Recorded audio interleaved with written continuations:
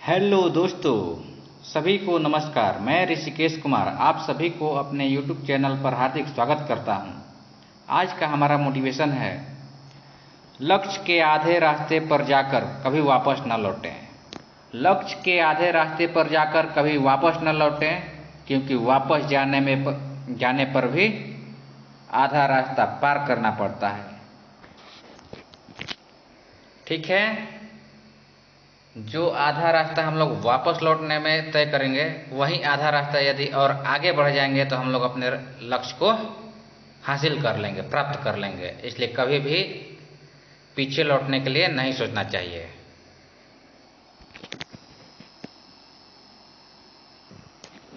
इस कथन का आशय यह है कि हमारे सफलता के मार्ग में अनेक कठिनाइयाँ आएंगी, बाधाएं आएंगी, लेकिन उससे विचलित होकर हमें वापस नहीं लौटना है, बल्कि और दृढ़ प्रतिज्ञ होकर हम लोग को अपने लक्ष्य की तरफ आगे बढ़ते रहना है। ठीक है, आगे हम लोग अपने आज की क्लास का शुभारंभ करते हैं। आज हम लोग पढ़ेंगे कक्षा 8 के ही तड़ित और भूकंप अध्याय 2। ठीक है, ये दोनों क्या है? तड़ित और भूकंप प्रकृति के दो भयानक रूप हैं, दो भयानक आपदाएं हैं जो कि किसी न किसी प्रकार से मनुष्य को हानि पहुंचाते रहती हैं। ठीक है,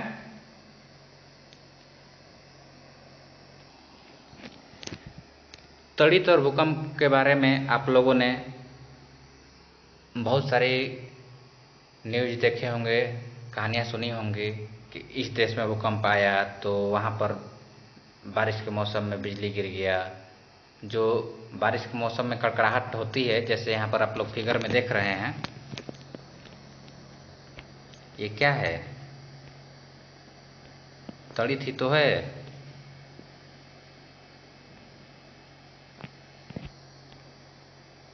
ठीक है,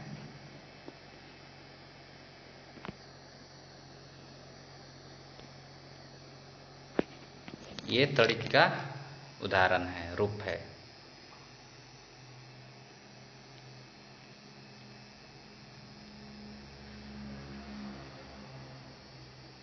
सबसे ज़्यादा आप लोग भूकंप के घटना सुनते होंगे कि जापान देश में सबसे ज़्यादा आता है। क्यों? क्योंकि वहाँ का जो प्लेट है धरती का, वो पतला है। ठीक है, कुछ वर्ष पहले आप लोगों ने अपने पड़ोसी देश जो है नेपाल, इसके बारे में भी सुने होंगे कि बहुत अधिक तीव्रता वाला भूकंप आया था, जिससे कि वहाँ बहुत अत्यधिक मात्रा में जान माल की हानि हुई थी। चलिए अब हम लोग पॉइंट बाय पॉइंट अपने इस चैप्टर को पढ़ते जाते हैं। ठीक है, तो पहला पॉइंट हम लोग का है क्या? तड़ित। क्या है? तड़ित।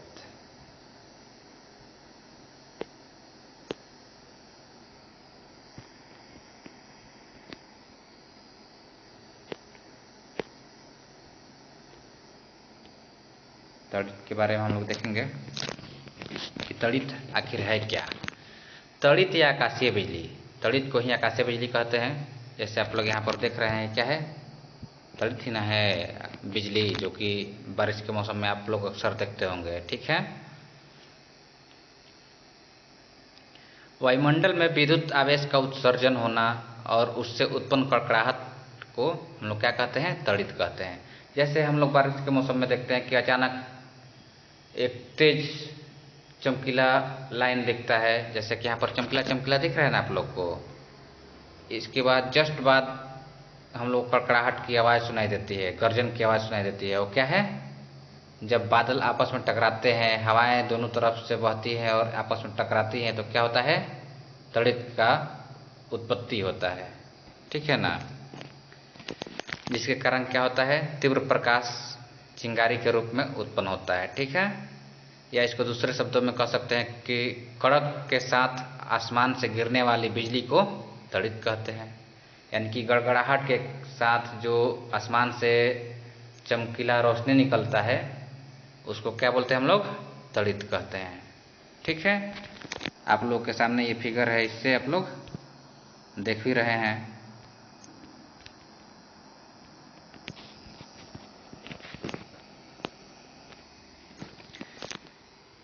तड़ित के बारे में हम लोग को सर्वप्रथम अमेरिका के वैज्ञानिक जो हैं बेंजामिन फ्रैंकलिन, इन्होंने इसके बारे में बताया था कि जो बादल है, हवा है, आपस में रगड़ाते हैं, टकराते हैं तो उससे क्या उत्पन्न होता है? आवेश उत्पन्न होता है। उसी को हम लोग क्या बोलते हैं? तड़ित बोलते हैं। बादलों के रगड़ के कारण उत्पन्न होने वाली विद्युत की उपस्थिति को इन्होंने दर्शाया था। ठीक है, इनका प्रयोग है जो कि पतंग से इन्होंने किया था, और इसी प्रयोग को जांच करने के लिए दोबारा प्रयोग किसने किया था? रूस के वैज्ञानिक रिचमैन ने।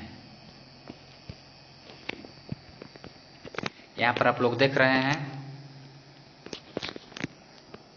कि ये जो है पतंग है, बेंजामिन फ्रैंकलिन साहब क्या कर रहे हैं?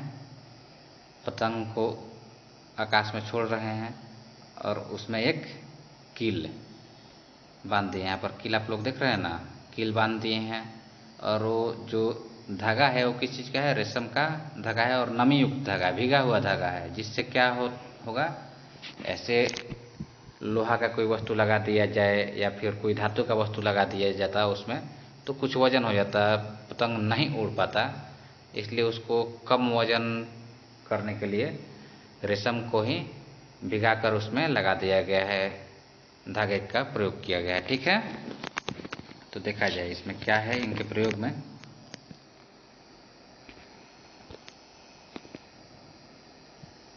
सर्वप्रथम अमेरिकी वैज्ञानिक बेंजामिन फ्रैंकलिन ने बादलों में रगड़ के कारण उत्पन्न होने वाली विद्युत की उपस्थिति को दर्शाया। ठीक है, उन्होंने अपने पतंग में नुकीला चालक लगाया।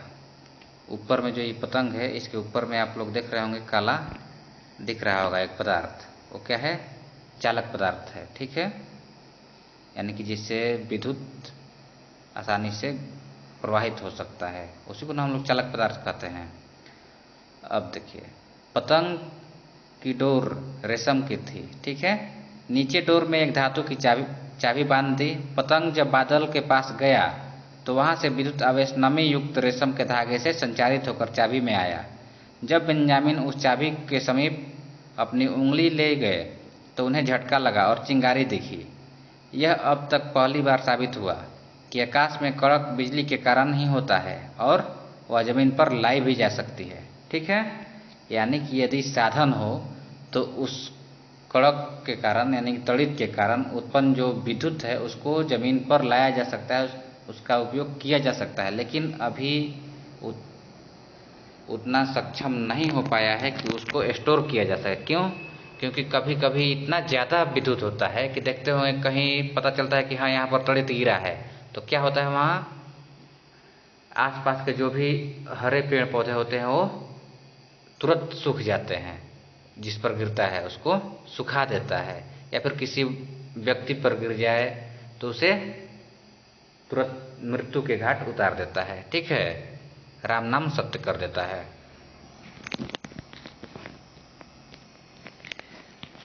अब देखिए यहाँ इनके प्रयोग को आजमाने के लिए रूसी वैज्ञानिक चिरमैन ने इस प्रयोग को क्या किया? दोहराया।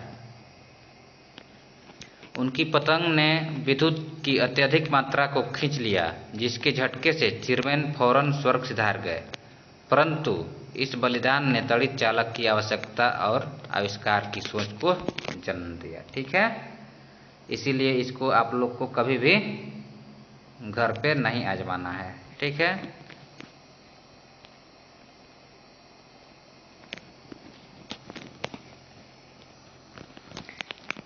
इस प्रकार बेंजामिन साहब के प्रयोग से ये सिद्ध हो गया कि जो तड़ित है उसमें क्या होता है? विद्युत होता है। और विद्युत क्यों उत्पन्न होता है? ये तड़ित क्यों उत्पन्न होता है? बादलों के आपस में रगड़ से संभव होता है, या फिर आसमान में जो हवाएं बहती है, हवाएं और बादलों के रगड़ से संभव होता है, विद्युत उत्पन्न होता है। ठीक है ना। अब हम लोग आगे देखते हैं, आगे में क्या है। रगड़ से आवेशन, रगड़ से आवेशन के बारे में हम लोग देख रहे हैं। ठीक है, देखिए तो इसमें क्रियाकलाप 1, 2, 3 और 4 सभी में रगड़ से आवेशन के बारे में ही बताया गया है। जैसे आप लोग यहाँ पर देख रहे हैं, क्या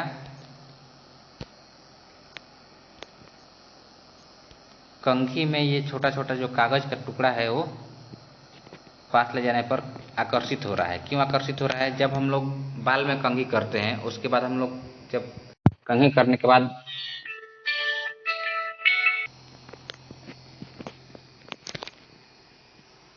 तो हम लोग रगड़ से आवेशन देख रहे थे। इसमें क्या है, आवेशित जो ये प्लास्टिक है यानी कि कंघी है, वो क्या कर रहा है, कागज के टुकड़ों को अपने तरफ आकर्षित कर रहा है। जब आप लोग बाल झाड़ते होंगे, उसके बाद देखते होंगे कि बाल के समीप कंघी ले जाने पर बाल जो है कंघी की तरफ आकर्षित होने लगता है कि नहीं होने लगता है? होने लगता है। ठीक है, या फिर उस कंघी को बाल झाड़ने के बाद आप छोटे छोटे जैसे ये पेज है टुकड़ा, इसके समीप ले जाइएगा, उसको अपने तरफ क्या करेगा, खींच लेगा, सटा लेगा, आकर्षित कर लेगा। ठीक है ना? तो इससे क्या समझ में आ रहा है कि रगड़ से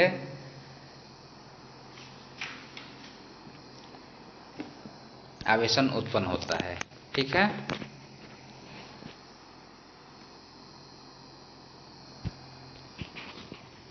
इसको और इस प्रकार से देखा जा सकता है कि जैसे अभी शुष्क रात कर रहा है, किसी मित्र को स्वेटर पहना करके या फिर कोई प्लास्टिक का चेयर पर बैठाइए और उसको तौलिया या गमछी से रगड़िए। रगड़ने के बाद टेस्टर को अपने मित्र के हाथ में सटाइएगा, तो क्या होगा, वो टेस्टर जलने लगेगा। अंधेरा रहेगा तो उसमें स्पष्ट दिखाई पड़ेगा। ठीक है,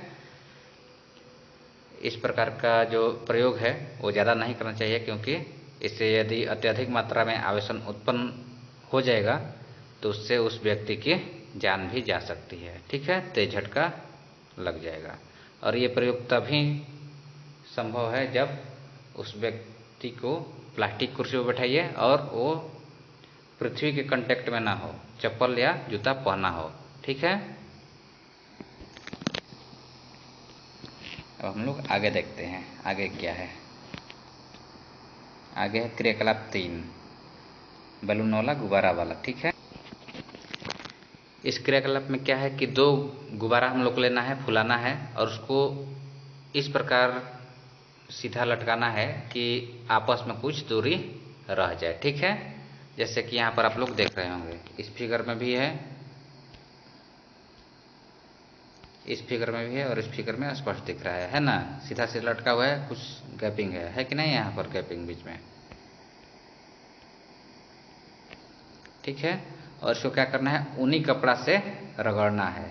रगड़ने से क्या होगा, ये दोनों में आवेश उत्पन्न हो जाएगा। आवेश उत्पन्न होने के बाद क्या होगा, ये दोनों एक दूसरे को प्रतिकर्षित करेगा। क्यों प्रतिकर्षित करेगा, क्यों दूर दूर भागेगा? क्योंकि दोनों बैलून ही हैं, दोनों बैलून हैं और दोनों एक ही पदार्थ से बना हुआ है, इसलिए इन दोनों पर एक ही प्रकार के आवेश उत्पन्न हुआ है। ठीक है, जब एक ही प्रकार के आवेश रहेगा तो एक दूसरे को क्या करता है, विकर्षित करता है, यानी कि प्रतिकर्षित करता है, दूर भागता है एक दूसरे से। ठीक है, जैसे आप लोग सुने होंगे कि समान आवेश में क्या होता है, विकर्षण होता है।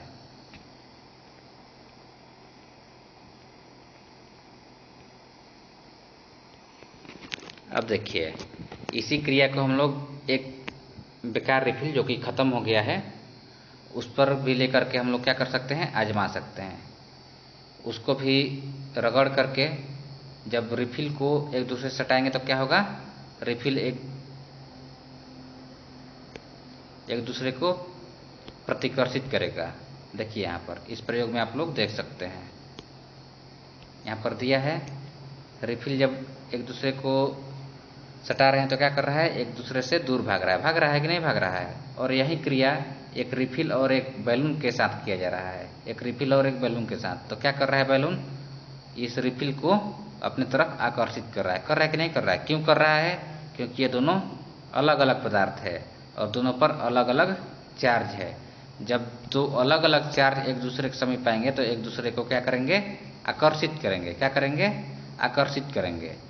एक समान था, दोनों रिफिल था तो एक दूसरे को विकर्षित कर रहा था, कांच में हम लोग रखे हैं कांच के गिलास में, तो क्या कर रहा है, एक दूसरे से दूर भाग रहा है यानी कि प्रतिकर्षित कर रहा है।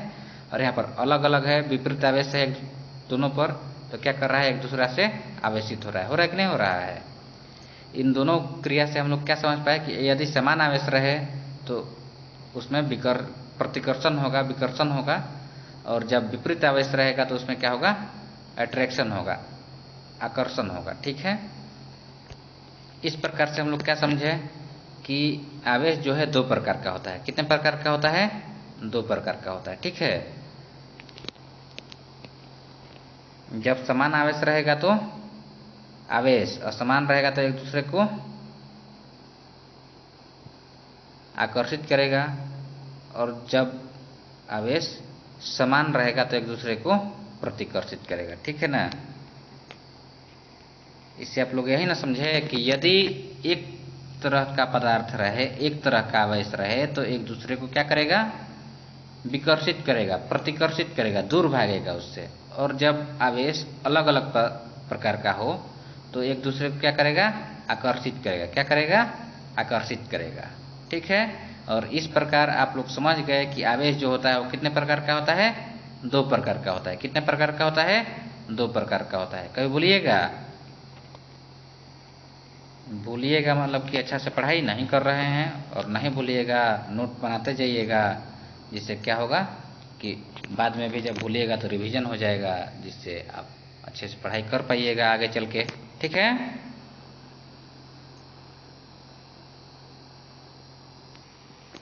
इसी प्रकार हम लोग देख सकते हैं कि क्या है मान्यता कि कांच की छड़ को यदि हम लोग रेशम के कपड़ा से रगड़ेंगे तो कांच की छड़ पर कैसा आवेश आएगा, धन आवेश आएगा। कैसा आवेश आएगा, धन आवेश आएगा। इसको हम लोग क्रियाकलाप 5 में देख सकते हैं। क्रियाकलाप 5 में हम लोग आसानी से देख सकते हैं। ठीक है, अब हम लोग देख रहे हैं क्रियाकलाप 5, आवेश का स्थानांतरण। ठीक है, इसका प्रयोग करने के लिए हम लोग को एक कांच का जार लेना होगा। ठीक है, इसमें क्या करना है, एक पेपर फॉइल लेना है, ऊपर में ये गत्ता जो है ना वैसा, और एक क्लिप, जो ये लंबा वाला क्लिप है, इसको धातु का बना हुआ है। इसमें क्या करना है, 2 एल्युमिनियम ब्लेड, ये क्या है, जो हम लोग ब्लेड देखते हैं ना,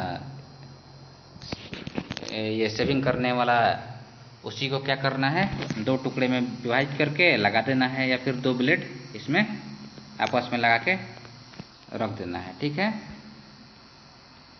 और जो हम लोग रिफिल क्रियाकलाप 3 में हम लोग देखे थे कि रिफिल को आवेशित कर रहे हैं, उस रिफिल को, आवेशित रिफिल को क्या करना है, इस क्लिप के साथ, जो यहाँ पर क्लिप है ये पतला वाला धातु वाला, उसके पास लाना है। लाने के बाद क्या हम लोग देखेंगे कि जो ये ब्लेड था एक दूसरे से दूर भाग रहा है, यहाँ पर दोनों अलग अलग दिशा में, डायरेक्शन में है ना, दूर भाग रहा है एक दूसरा से, यानी क्या कर रहा है, एक दूसरे को प्रतिकर्षित कर रहा है। क्यों प्रतिकर्षित कर रहा है, क्योंकि ये दोनों पर समान आवेश आ रहा है, समान चार्ज आ रहा है। ठीक है, इस प्रकार से हम लोग ये इससे पता क्या चल रहा है कि जब समान आवेश रहेगा तो वस्तु एक दूसरे को प्रतिकर्षित करेगा। ठीक है, यहाँ पर दिया हुआ है, देख लीजिए स्पष्ट कि आवेशित वस्तुओं से आवेश सुचालक हुक से होकर एल्युमिनियम की पत्ती के टुकड़ों को आवेशित कर रहा है, और समान आवेश होने के कारण ये एक दूसरे को प्रतिकर्षित कर रहे हैं। ठीक है, इस प्रकार आप लोग आवेश का स्थानांतरण भी समझ गए। हम लोग तो चार्ज किए थे क्या, इस रिफिल को चार्ज किए थे, रिफिल को है ना, और हम लोग लाए कहाँ पर, क्लिप के पास लाए। क्लिप से आवेश कहाँ पर आया, ये एल्युमिनियम के पट्टी के पास, यानी कि ब्लेड के पास। ठीक है, और इसको क्या किया, आवेशित किया, यानी कि चार्ज किया, और चार्ज किया तो क्या हुआ, ये दोनों एक दूसरे से विपरीत डायरेक्शन में जाने लगे, यानी कि एक दूसरे को प्रतिकर्षित करने लगे। क्यों, क्योंकि दोनों पर समान चार्ज आ रहा है, एक ही ना चीज से आ रहा है, जो कि रिफिल चार्ज किया था उसी का ना आवेश आ रहा है यहाँ पर। ठीक है, इस प्रकार हम लोग समझ गए, क्या समझे कि आवेश का स्थानांतरण होता है, तभी तो हम लोग विद्युत कहीं एक जगह से दूसरे जगह जा पाता है, तार के द्वारा जाता है कि नहीं जाता है। हम लोग यहाँ पर प्लग देते हैं, स्विच देते हैं और पंखा वहाँ पर चलने लगता है। क्यों? क्योंकि जो विद्युत वायर है पंखा तक गया हुआ स्विच से, उससे होकर के विद्युत पंखा तक पहुंचा और वहाँ से पंखा चलने लगा। क्यों? क्योंकि विद्युत का स्थानांतरण हुआ। ठीक है।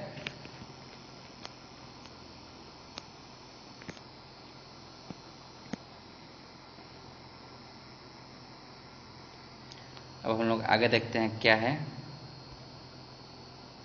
आगे है ये 5 पर हम लोग क्रियाकलाप 5 पढ़ ही लिए, रगड़ से आवेशन पढ़ ही लिए। अब क्या है? विद्युतदर्शी। क्या है? विद्युतदर्शी। ठीक है। विद्युतदर्शी के बारे में हम लोग पढ़ते हैं, वही है जो अभी क्रियाकलाप 5 में हम लोग पढ़े हैं, उसी का संक्षिप्त रूप है कि इसको क्या हम लोग बोलेंगे? विद्युतदर्शी बोलेंगे। कोई वस्तु आवेशित है अथवा नहीं, इसका जांच करने वाले युक्ति को हम लोग क्या बोलेंगे? विद्युतदर्शी। इसी के द्वारा हम लोग जांच किए कि ये वस्तु आवेशित है कि नहीं। रिफिल आवेशित था, इसको हम लोग क्लिप के पास लाए। क्लिप के पास लाने से क्या हुआ? ये दोनों एल्युमिनियम का पट्टी एक दूसरे को प्रतिकर्षित करने लगा, दूर भागने लगा। इससे क्या पता चला कि जो ये रिफिल है वो क्या है? आवेशित है। ठीक है। इससे यह पता चलता है कि सुचालक वस्तुओं से होकर आवेश का स्थानांतरण होता है। क्यों? क्योंकि ये जो क्लिप है वो ये तो चार्ज नहीं था, है ना, चार्ज था। हम लोग इसके समीप किसको लाए? आवेशित रिफिल को। और रिजल्ट कहाँ देखने को मिला? हम लोग को इस ब्लेड में देखने को मिला। और इन दोनों के बीच का जो जुड़ाव है वो क्या है? यही क्लिप है, क्लिप ही ना है, जिससे होकर के आवेश इस ब्लेड तक पहुंच रहा है। तो इससे हम लोग यही ना सीख रहे हैं कि क्या है कि सुचालक वस्तु से होकर के आवेश का स्थानांतरण होता है। आप लोग 7 क्लास में जब थे तो उस समय भी पढ़े होंगे कि विद्युत जो है सुचालक वस्तुओं से गमन करता है, एक जगह से दूसरी जगह जाता है। ठीक है।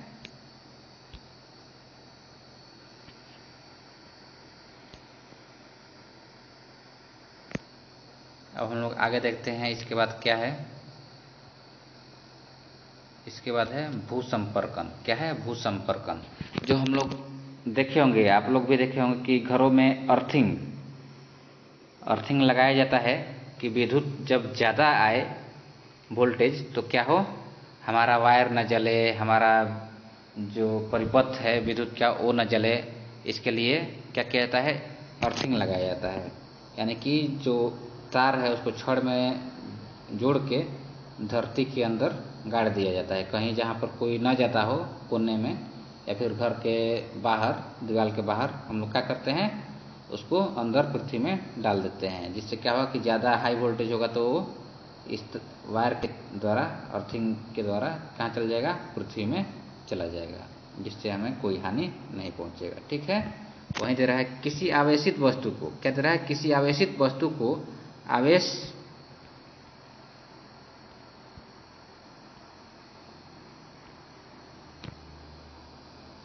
किसी आवेशित वस्तु को आवेशित वस्तु से आवेश को पृथ्वी में भेजने की प्रक्रिया को क्या बोलते हैं हम लोग? भूसंपर्कन, यानी कि अर्थिंग बोलते हैं। ठीक है। विद्युत परिपथ में किसी गड़बड़ी के कारण उत्पन्न होने वाले आघात से बचने के लिए हम घरों में भूसंपर्कन यानी कि अर्थिंग की व्यवस्था करते हैं। करते हैं कि नहीं करते हैं? ये देख रहे हैं आप, घर में क्या किया गया है? अर्थिंग की व्यवस्था किया गया है। ठीक है। इस प्रकार आज हम लोग क्या क्या पढ़े? भूसंपर्कन के बारे में पढ़ गए। और क्या पढ़े? विद्युतदर्शी के बारे में पढ़ लिए। आवेश का स्थानांतरण पढ़ लिए। रगड़ से उत्पन्न होने वाला आवेशन पढ़ लिए। और क्या है इधर? आवेश कितने प्रकार का होता है ये हम लोग देख लिए ना। यहाँ पर आवेश कितने प्रकार का होता है? 2 प्रकार का। ठीक है। उसके बाद ये भी पढ़ लिया कि समान जब आवेश रहेगा तो क्या होगा? एक दूसरे को प्रतिकर्षित करेगा, और असमान आवेश रहेगा तो क्या करेगा? एक दूसरे को आकर्षित करेगा। कर रहा है ना यहाँ पर आकर्षित। ठीक है। उसके बाद हम लोग बेंजामिन साहब का प्रयोग भी पढ़ लिए। कि उन्होंने ही सबसे पहले क्या बताया कि जो तड़ित होता है उसमें विद्युत होता है, और वो क्यों उत्पन्न होता है, रगड़ के कारण उत्पन्न होता है। ठीक है, उसका तड़ित क्या है ये भी हम लोग देख लिए कि तड़ित क्या है, आसमान से गिरने वाली बिजली को तड़ित कहते हैं। ठीक है, इसको आप लोग दोबारा रिवीजन कीजिएगा, एक बार देख लीजिएगा अच्छा से, और दोबारा देख करके नोट्स बना लीजिएगा, और जितना ज़्यादा से ज़्यादा हो सके शेयर कीजिएगा और कमेंट कीजिएगा यदि कहीं डाउट हो तो, और इसको अपने दोस्तों में शेयर करना है, लाइक करना है, और मेरे चैनल को क्या करना है, सब्सक्राइब करना है, और जितना ज़्यादा से ज़्यादा हो सके इसको अपने स्टेटस में, व्हाट्सएप के स्टेटस में या फेसबुक के स्टेटस में लगा करके शेयर करना है, अपने दोस्तों को बताना है कि हाँ यहाँ पर इस चैनल पर पढ़ाई हो रहा है, आप लोग भी आकर के पढ़ सकते हैं। ठीक है, ठीक है, जय हिंद।